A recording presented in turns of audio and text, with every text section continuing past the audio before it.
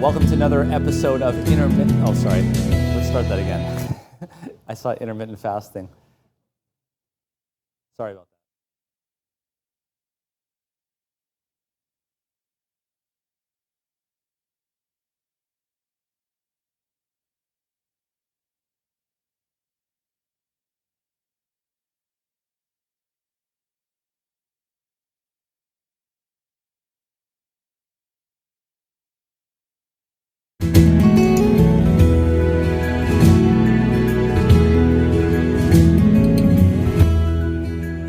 Well, welcome to another episode of Integrate Health. I'm your host, Dr. Roger Swelt, board certified in internal medicine, pulmonary diseases, critical care medicine, and sleep medicine, and also co-founder of medcram.com, an online medical education company.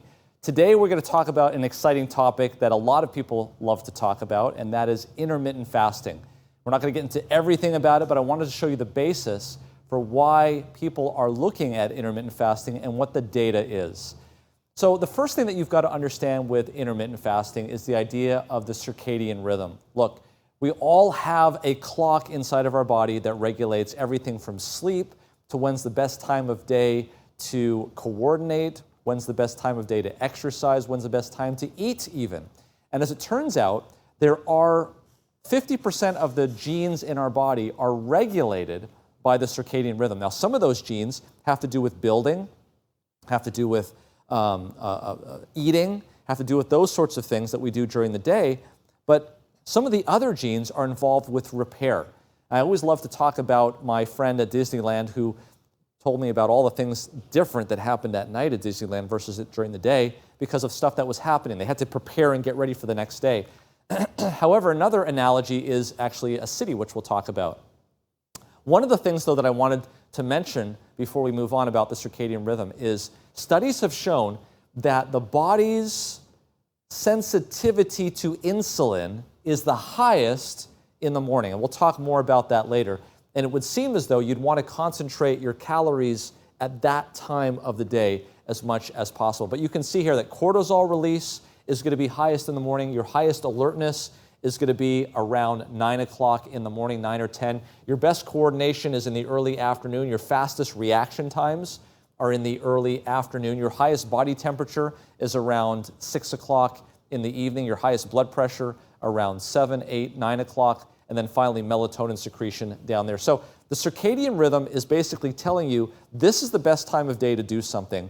And you can choose to do whatever you want, whenever you want, but you just have to understand the consequences of not following your body's circadian rhythm. So if we look at the city, okay, here's the city, and there's a lot of things going on in that city. There's things that you've got to understand. There is building and there is repair. Like if we ever did building in a city and we never did any repair, we'd have a lot of buildings that were old and decrepit, and instead of repairing those, we'd just build more buildings. But we know that a city that is healthy and that is operational needs to have repair. And here's the problem with the human body, which is far more complex than any city, is that the repair mechanisms that your body has are induced, are enhanced, do their work better in the fasting state. And that's the key that you've got to understand. This is not so much a topic about weights. This is a topic about repair and getting rid of things that are damaged. And why is that important? Why is it important for the body to recognize and to get rid of things that are damaged? And the reason is because damaged cells can lead to bad diseases. Damaged cells can lead to dysfunction. Damaged cells can lead to mutations, and mutations can lead to, yes, the C word, cancer. And so it's important that a city is not only building, but also repairing and tearing down. And that can only happen in a fasting state. So this was published in the New England Journal of Medicine back in 2019, literally weeks before the pandemic started. They say here, Dr. DeCabo, fasting is not just about eating less calories or burning fat. That's the one thing that you've got to understand here. When we talk about fasting, it's not because we want you to lose weight. It's because we want to actually switch different metabolisms on in your body, which don't normally come on, which are very important. He says here, when the body switches over to ketones, what does that mean?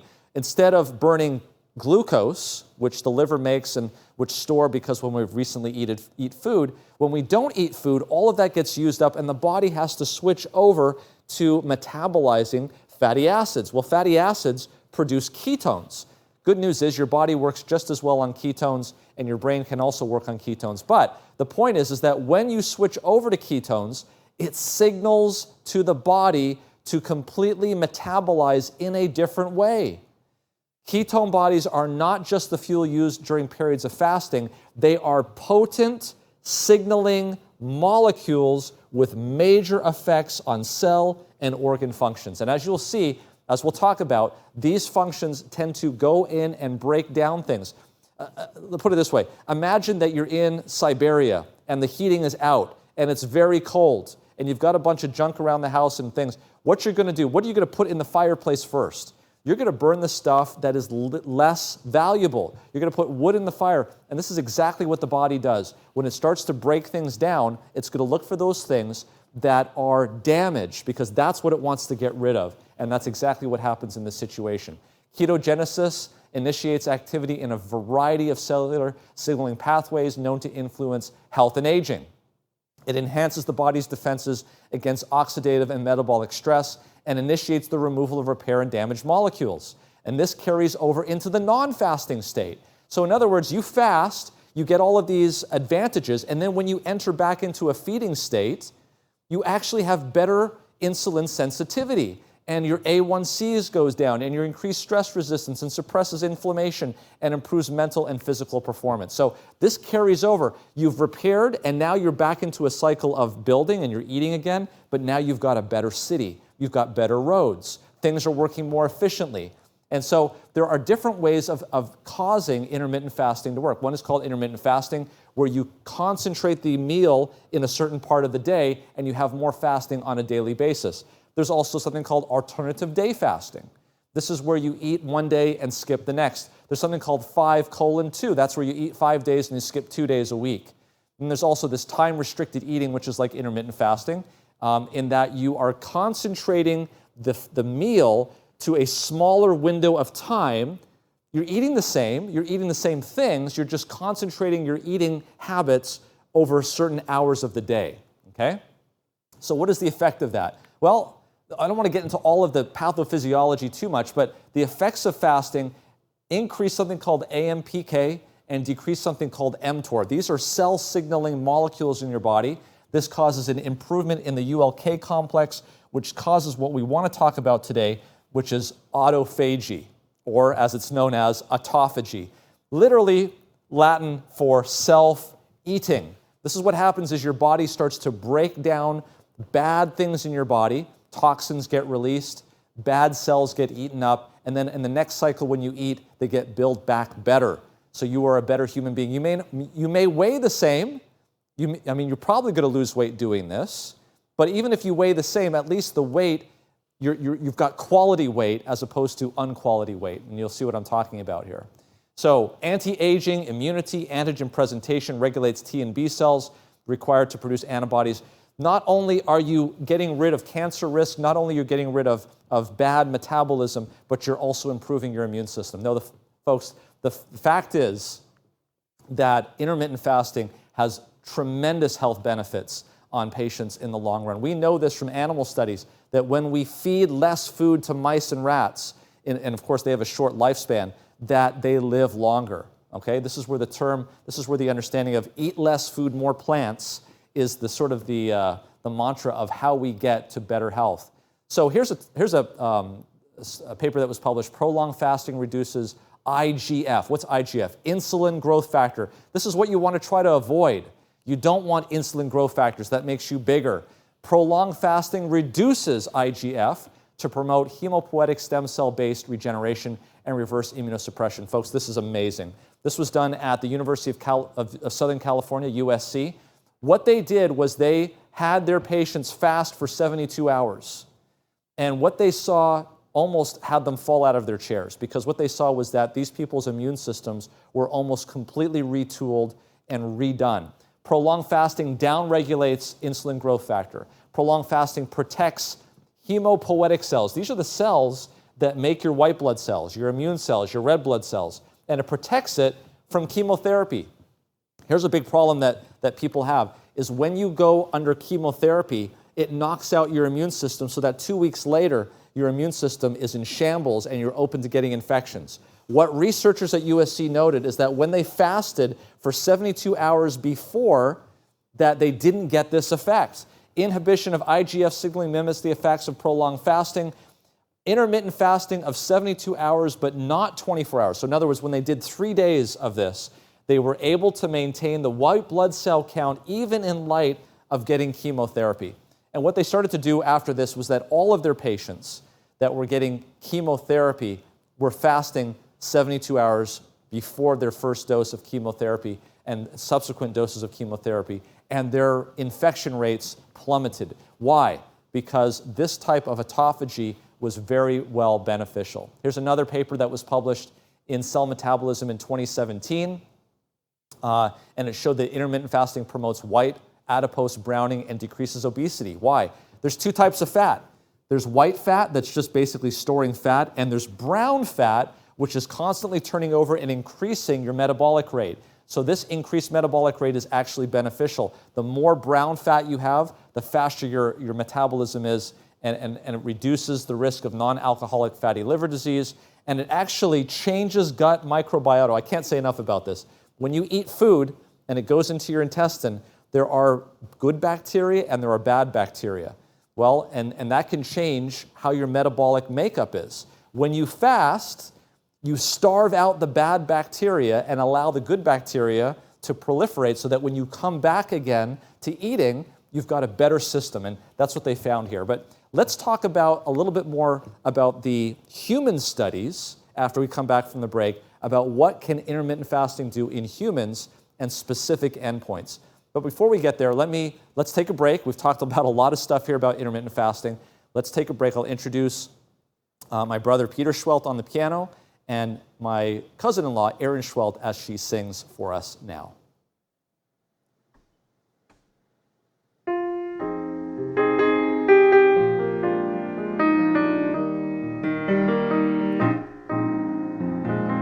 Are you tired of chasing pretty rainbows?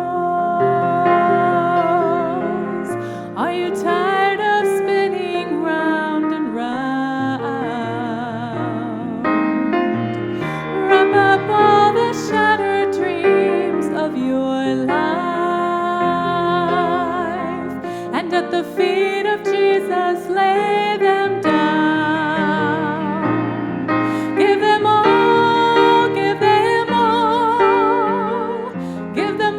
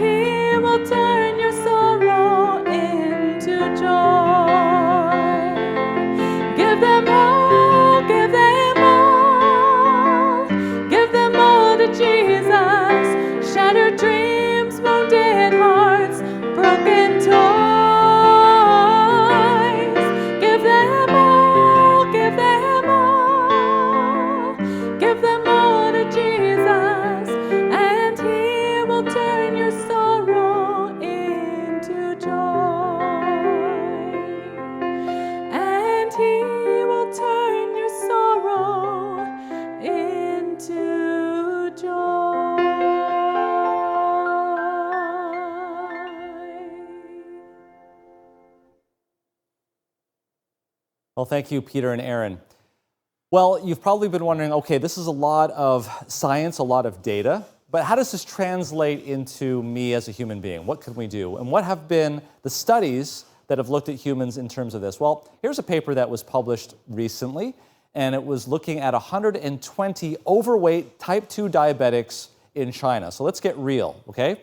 And they did a one-to-one randomization. This is what they did. This is all that they did. They didn't tell them what to eat. They didn't tell them how much to eat. All they did was to tell them that we want you to delay your first meal of the day by about 2 hours. In other words, start at about 8 o'clock in the morning, and have your last meal, your last morsel of food past your lips by 6 o'clock in the evening. And that was advancing that last meal by a couple of hours. And they did this for 12 weeks.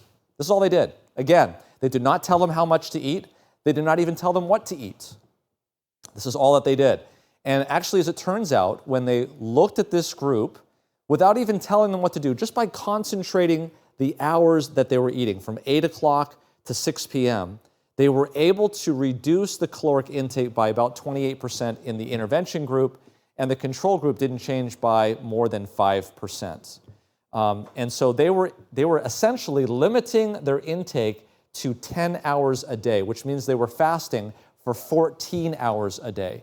Okay? Well, what was the overall result of that? Well, if we look at hemoglobin A1C, which is the major measure of diabetic control in these patients, the control group did drop by about 8%, but the intervention group, the time-restricted eating group, dropped by 18%. So there was an increase of about a 10% reduction in the hemoglobin A1C. That would be like going from a 10 to a 9 just by doing this. What about fasting glucose? Well, it dropped by 14 milligrams per deciliter in the control group, 26 milligrams per deciliter in the intervention group. Folks, that could be enough to actually turn someone from being diabetic to being not diabetic. And that's quite impressive. Okay, what about weight? That's why we all think about doing intermittent fasting, right? What about weight? Well, in the non-intervention, in the control group, they dropped by 1.8 pounds. And in the intervention group, they dropped 6.6 pounds in 12 weeks on average, okay? So again, this is not like huge weight reduction here. We didn't even tell them what to eat or how much to eat. Just by concentrating the meals at a certain time of the day, we were able to get that. You can see here the time-restricted eating.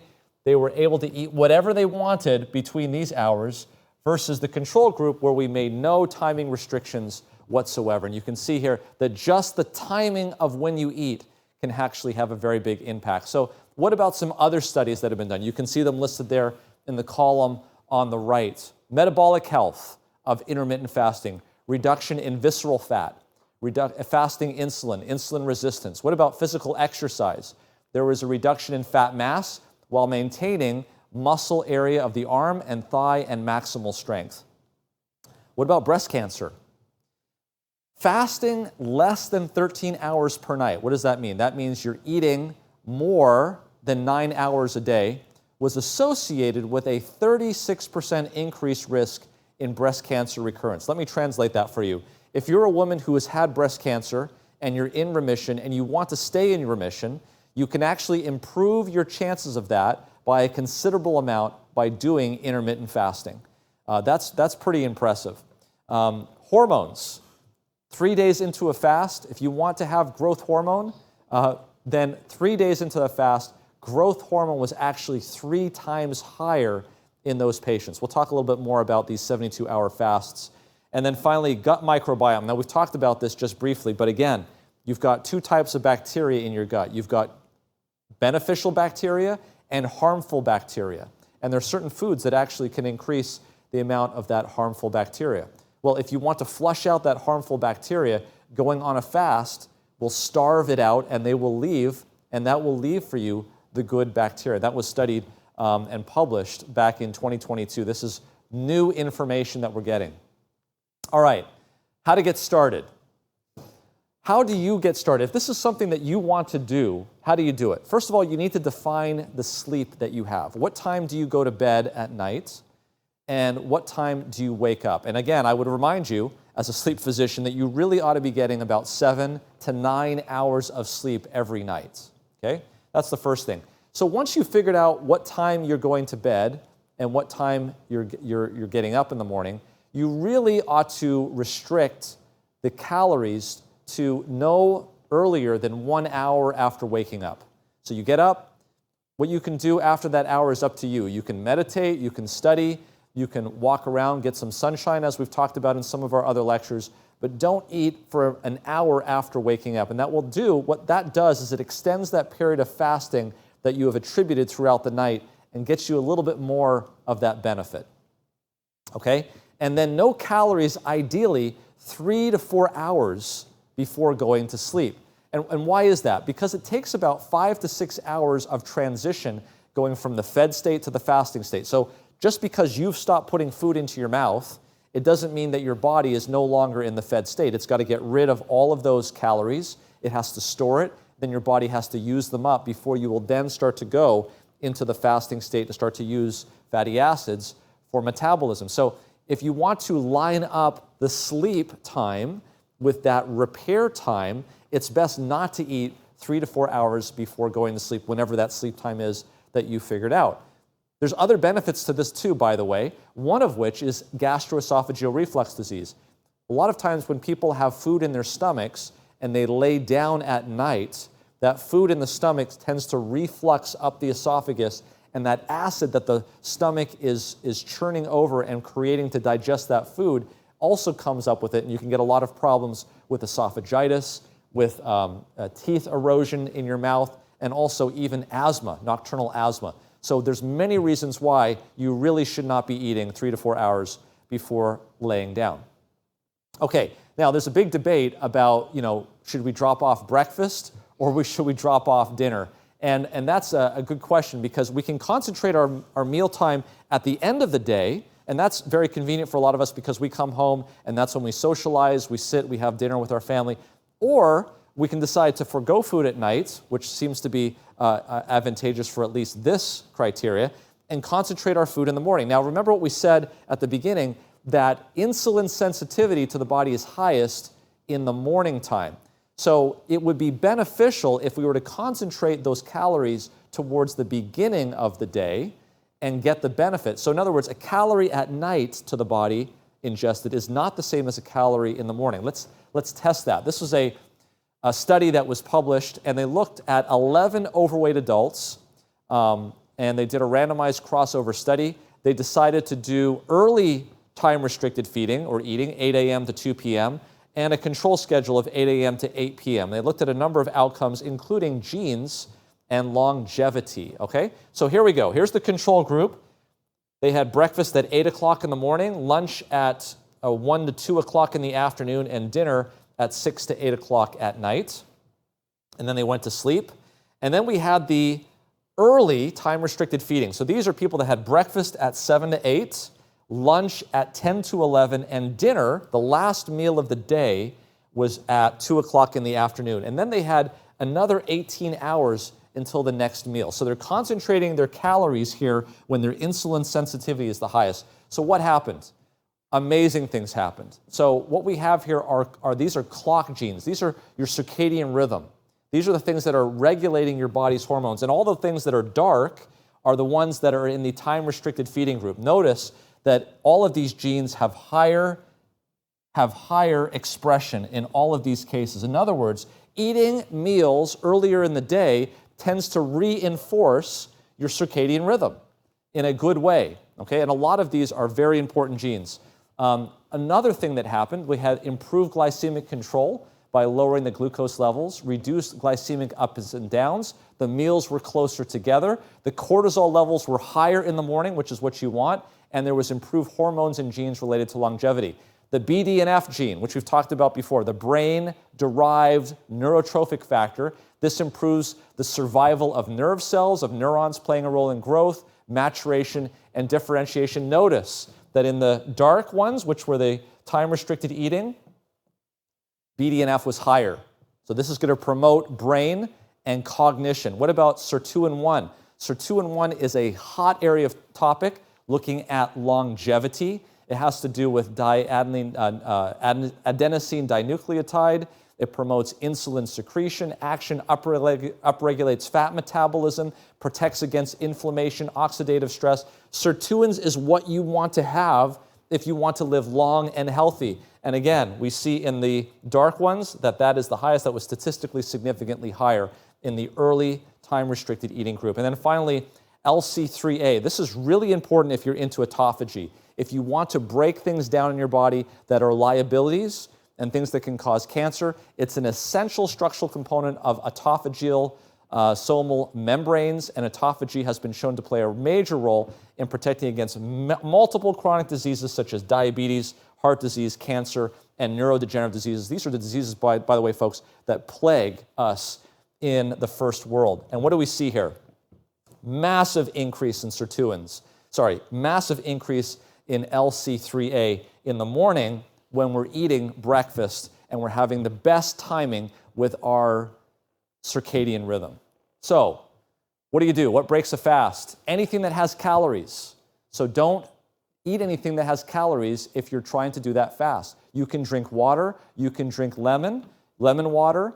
Question on mixed coffee and caffeine, I would say no, because that's going to keep you up at night. Taking medications in the morning, great time to do it. You can probably take a spoonful with yogurt.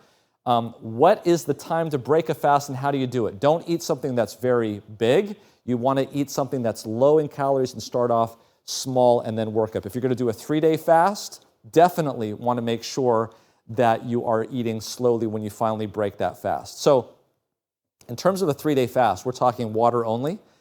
This is something that you want to work up to. You don't want to just jump into this because it's quite a stress on the body. If your body is not ready, if you have not upregulated those genes that are going to help you get through this, then it's going to be difficult. So what I recommend is trying to do time-restricted eating first, then move to a 1-day fast, maybe to a 2-day, and then if you're ready, you can go to a 3-day. But folks, there is no question that fasting seems to have lots of benefits that aren't really measured in just weight loss. There might be not decreased quantity necessarily, but there is definitely improved quality.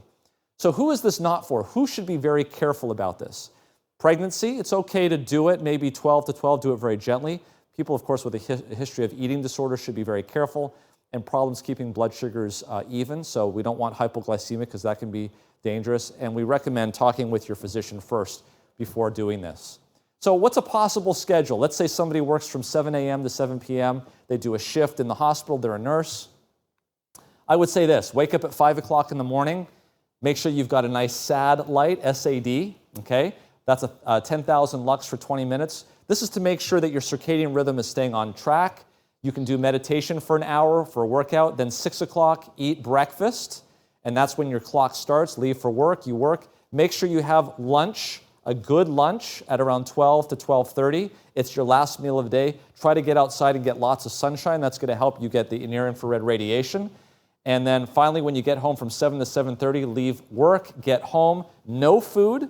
You're going to fast, go to bed, turn the lights down. You've got another 8 hours until you wake up and start the day again. And I think here you're going to be hitting all cylinders in terms of light, exercise, and in terms of intermittent fasting, and I think you're going to be a lot healthier. So we've talked about a lot of things in this, but I think you have a handle on it, and I look forward to seeing you next time. Thank you for joining us.